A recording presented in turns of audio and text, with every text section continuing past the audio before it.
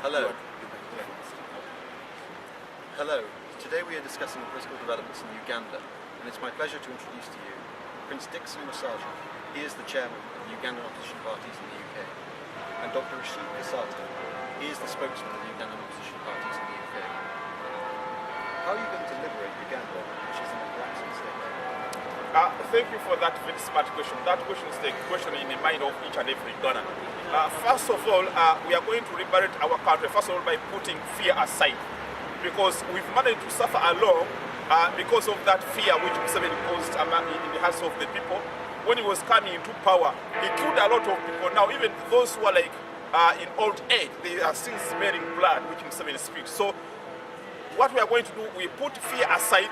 We are going to use diplomacy and even the military means, because for us to fight for democracy, we are going to use whatever means which is going possible.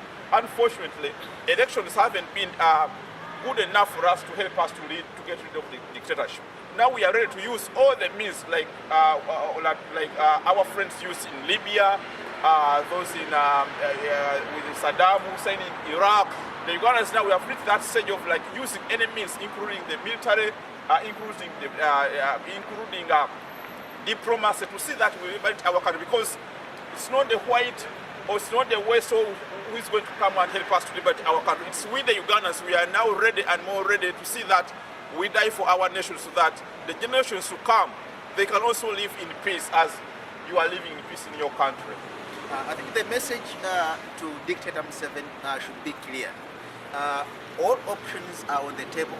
We've not taken any option off the table.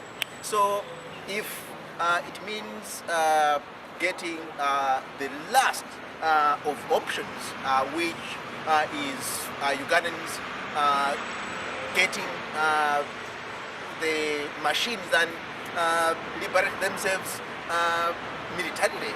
If that's the only option left, we'll consider that option. It's on the table, and Museveni should get that message loud and clear.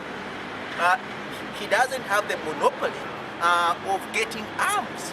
He's using Ugandan taxpayers' money, money donated by donor countries like Britain, where I am now, to buy guns that he uses to kill our people. That's unacceptable. For how long will that go on when Ugandans can't stand up to pick up arms and fight the dictatorship? So if that option is to be considered, we are going to consider it.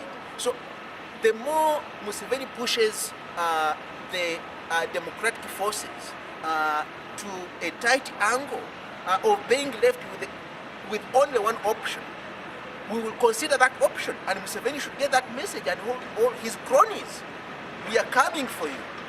And just additional to that, we just want to thank Britain and America and other Western nations for all the kind of support so far they have given us. We appreciate it, and actually we look forward for your more support. But we want to assure you that now, it's now or never, but we are just more than determined to see that we liberate our country as Iraqis liberate their country, as the Libyan liberate their Libya. So Ugandans now are going also to do what our neighbors did.